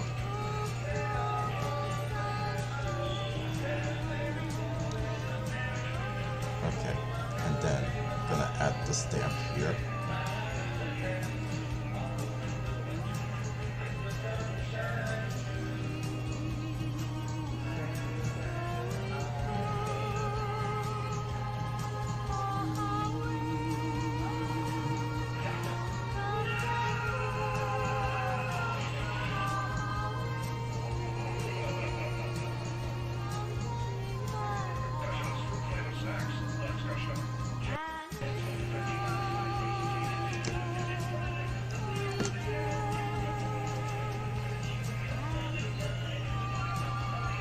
So hope you're all loving this Cindy Wu sketch that I'm doing for you, Nasty. And once again, I'm gonna be fencing things up after the stream. Okay, I want to save this, and yeah, I think I'm doing one more request, and I gotta decide which one.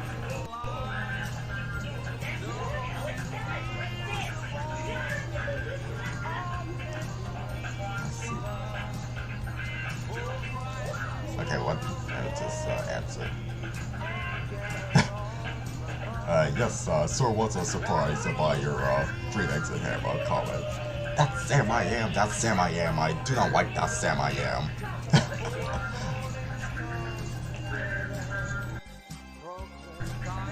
Let's see.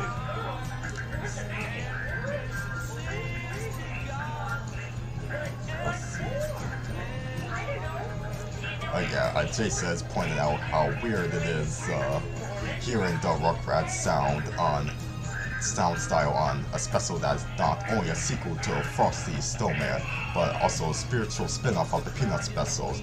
Of course, Jason's talking about Frosty Returns, which was produced by Bill Melendez, responsible for the Peanuts specials, and yeah, Mark Mothersbaugh did do the music for it, and yeah, I know it is kind of like with recognizing certain voice actors from something when you least expect them, like when you hear a certain composer, like it's easy for you to tell, hey, it's that same composer, like for example, when I'm watching Real Monsters, which is composed by Drew Newman, when I hear the score for that, a lot of times I'm thinking, you know, that sounds pretty similar to Evil Con Carne or Billy and Mandy. And Drew Newman likes to use particular sound effects in his scores. Like, I don't know how to describe it, but that weird electric sort of warping sound effect. Like, if you listen to the Real Monsters theme song, just by itself, not the intro, but just the standalone theme song track, like, at the very beginning, you might know what I'm talking about.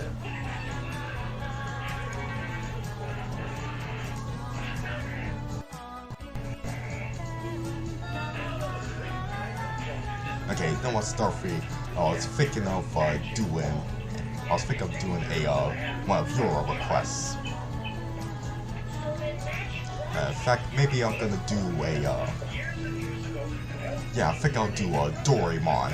Yeah, I'll throw him in a Santa hat, if that's okay with you. So yeah, this is all saved, so it's just gonna be put on another intermissing clip as I get reference, so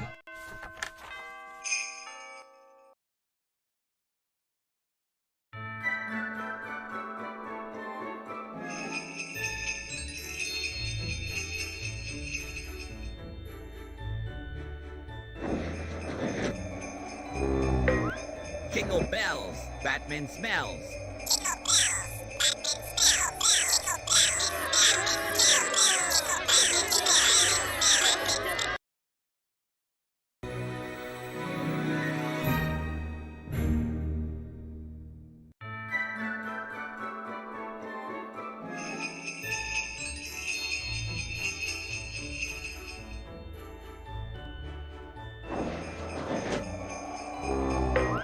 Jingle bells, Batman smells.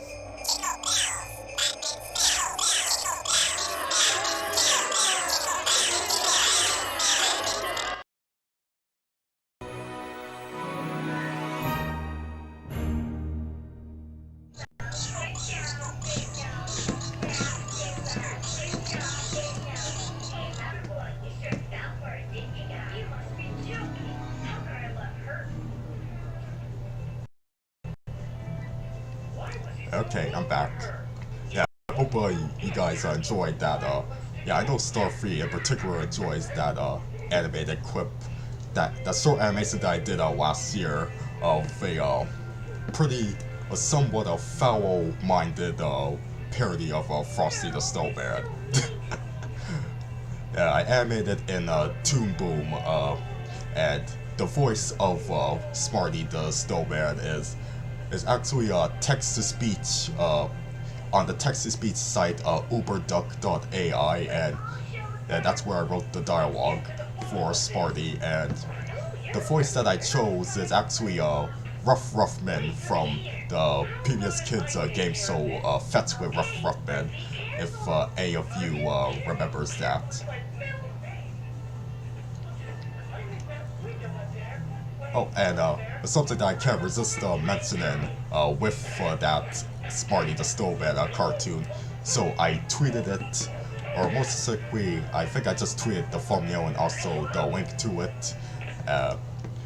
Either that or I might have uploaded the source, so I can't remember. But yeah, when I did tweet Smarty the Snowman last year, it got a decent amount of likes, but guess who was one of the people who liked that tweet of my cartoon there? Gray the Wild Griffin. Yes, I'm not joking. I remember when I did tweet it, Gray actually saw it and liked it, and Yeah, I absolutely love that. I didn't even tag her in it, but she saw that in her feed, her home feed, and decided to drop a like on it, and really appreciate it. In general, Dre, she does like my tweets without me tagging her in it, and just shows that she really is following me. Love you, Gray. Okay. Yeah, so I'm gonna be drawing Storymon for you, Starfy.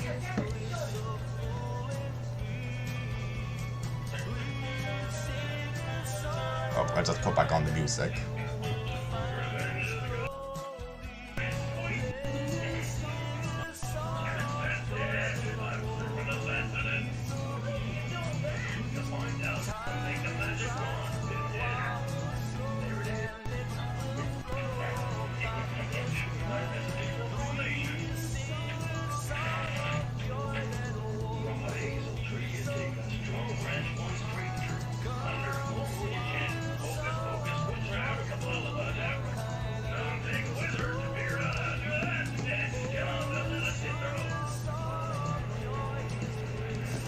Okay, and for this is going to be the last sketch for the night.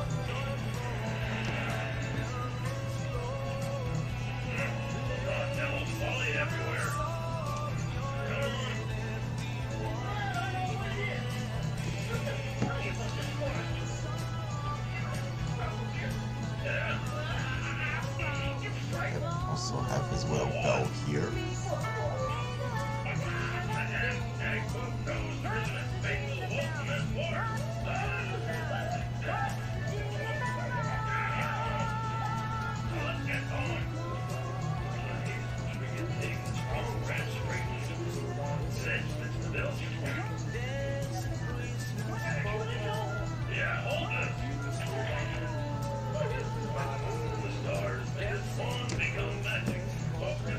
And yeah, I'm gonna be having him hold a little present like this.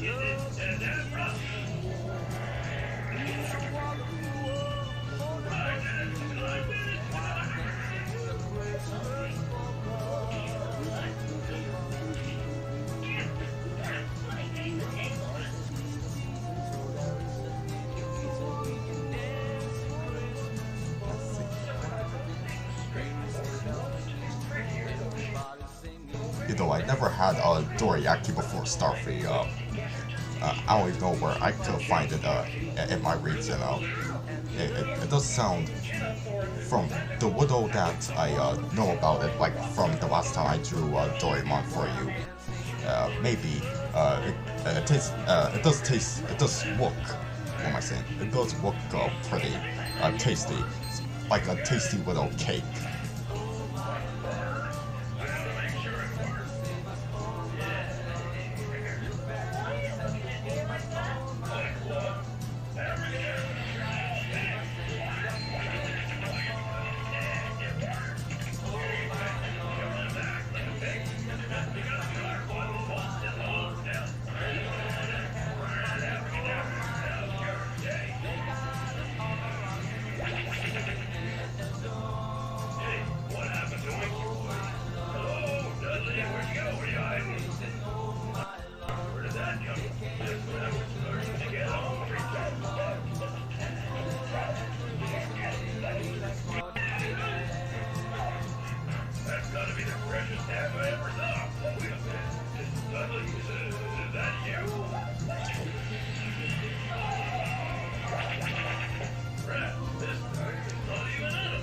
Okay, that's working out really cute.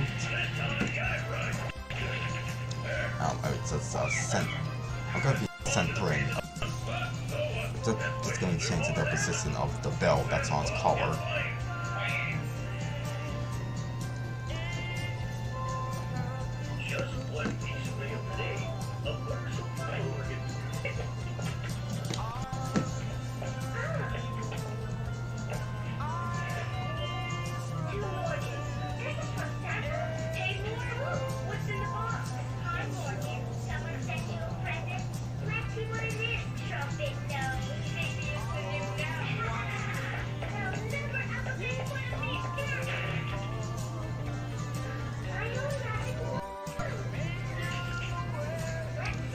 let's move the pouch.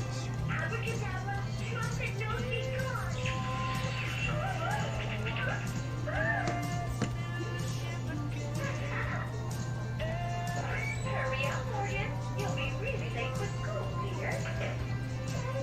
I can't go looking like this.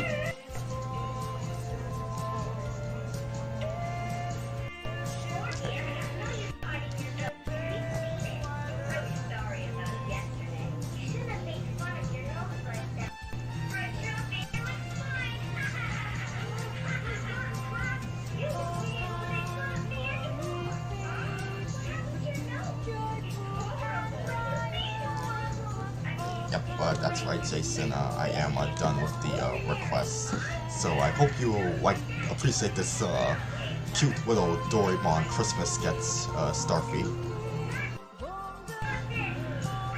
Yep, so overall I'm just gonna do a recap of who I drew. So yes, so we got Doraemon, requested by Starfy. And Cindy Woohoo from the... probably I said add this here. Yep. We got Cindy Woohoo from the 2018 Critics movie, requested by Nas T. Then we got Rupert the Green-Nosed Reindeer, requested by Kristen Frades. And who else? We got the Red Guy dressed as Santa, as requested by Girlfriend's Cartoon, aka Fran. And last but certainly not least, we got Charlie Brown and Linus, requested by Aiden. You all gave me some really good choices here.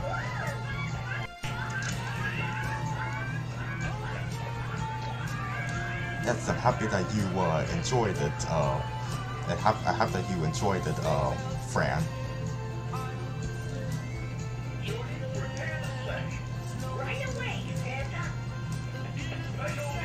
So I'm just gonna save it now. Okay, this has been a really cool drawn requests chat stream going on here. And just seeing if there's anything else that I'm missing here. Let's see.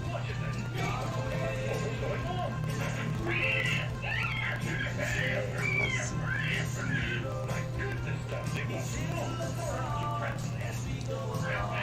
Oh, I know Jason's gone, but yes, when I was talking about the theme song to Our Real Monsters, yes, I was referring to the one without, the copy without sound effects that's heard on the Best of Nicktoons soundtrack album.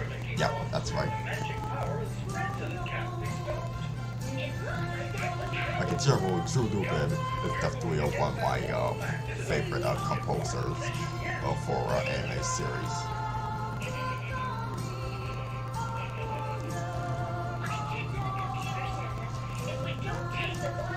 Yes, Starway, I have heard of Roblox, but don't really know much about it.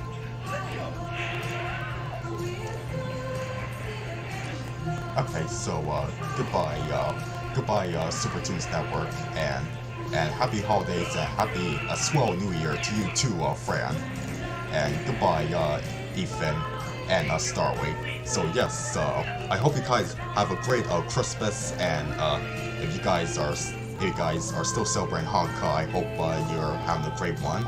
And also Kwanzaa is gonna be on Monday. I hope you have a great Kwanzaa as well. And just in case I don't come back for a stream before 2023, for New Year's, just want to wish you from now happy New Year as well.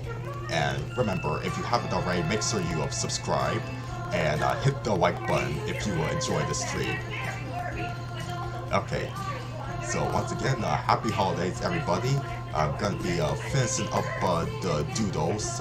They might be done on Christmas Eve or Christmas Day. It depends. It depends on the time I have. But yep, they will be posted completed soon. So until then, have a great night. Have a safe and happy holiday season.